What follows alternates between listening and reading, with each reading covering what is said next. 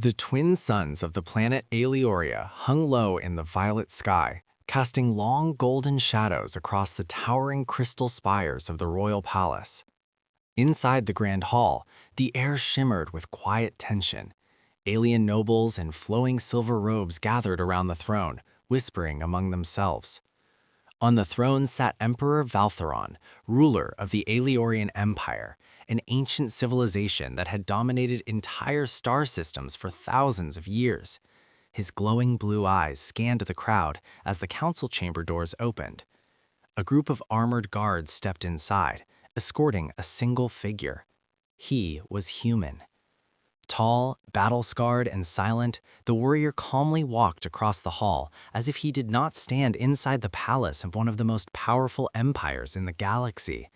His name was Commander Adrian Cole, a legendary soldier from Earth. But when Princess Lyriana saw him, her face turned pale. She stepped back slightly, her silver crown trembling as she whispered urgently to her father. "Father, not him," she said, her voice shaking. "That human warrior, he is the one I dread." The entire hall fell silent. Emperor of Aeloria looked at his daughter with surprise. Lyriana was known across the empire for her courage. She had flown warships, fought pirates in asteroid fields, and negotiated peace with alien warlords.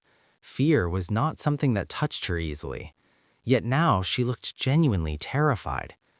Aeloria turned his attention to the human. "So," the Emperor said slowly, his deep voice echoing through the hall, "you are the warrior who defeated the Crimson Fleet." Adrian Cole stood still. "Yes," he replied calmly. A murmur spread through the nobles. The Crimson Fleet had been a terror across several star systems. Even Aeolia's navy had struggled to contain them. But somehow this single human commander had destroyed them with only a handful of ships. Lyriana stepped closer to her father, lowering her voice. "You don't understand," she whispered. "I have seen him before." The Emperor frowned. "Where?" Lyriana swallowed. 3 years ago, during the Battle of Carthus. The room grew tense again. That battle was infamous, a massive interstellar conflict between several empires. Entire fleets had vanished in that war. Lyriana continued, her voice quiet but steady. "I was commanding a scout cruiser. Our fleet had been ambushed by the warlord Zareth. His armada surrounded us, hundreds of ships. We were seconds away from destruction." She slowly lifted her eyes toward the human warrior standing in the hall. And then he arrived. Adrian said nothing. Lyriana's hands tightened. "Just one ship, a damaged human cruiser. I thought it was a suicide mission." The nobles leaned forward, listening. "But he flew straight into Zareth's fleet, alone." She shook her head slightly, still struggling to understand what she had witnessed that day. Every missile, every cannon shot, every maneuver was perfect. Within minutes, he destroyed their command ship. Gasps spread across the hall. "When their leader died, the entire fleet collapsed into chaos. We escaped because of him." The Emperor looked impressed. "That sounds like a hero, not someone to fear." Lyriana slowly turned her head. "You didn't see his eyes during that battle, father." Everyone looked at Adrian again. Lyriana's voice dropped to almost a whisper. There was no anger, no panic, no emotion at all, just absolute focus, like a machine designed for war. The Emperor studied the human warrior carefully. Adrian remained calm. "Is that why you fear him?" Aeloria asked. Lyriana hesitated. "No," she said quietly, "that's not the reason." The room fell silent again. "After the battle," she continued, "I opened a communication channel to thank him. I asked why he risked his life to save us." She slowly pointed toward Adrian. "And do you know what he said?" No one answered. Lyriana looked directly at the warrior. "He said, 'It wasn't about saving you.'" The Emperor's expression darkened. "What did he mean?" Lyriana's voice trembled. "He said he was hunting Zareth, that destroying the fleet was simply the fastest way to reach him." Whispers spread across the hall. That means, one advisor muttered, he eliminated hundreds of ships just to reach one target. Lyriana nodded slowly. Yes. She faced her father again. That's why I'm afraid. Anyone who can destroy an entire fleet without hesitation is not someone we should invite into our palace. The Emperor leaned back in his throne, thinking. Then he looked at Adrian Cole.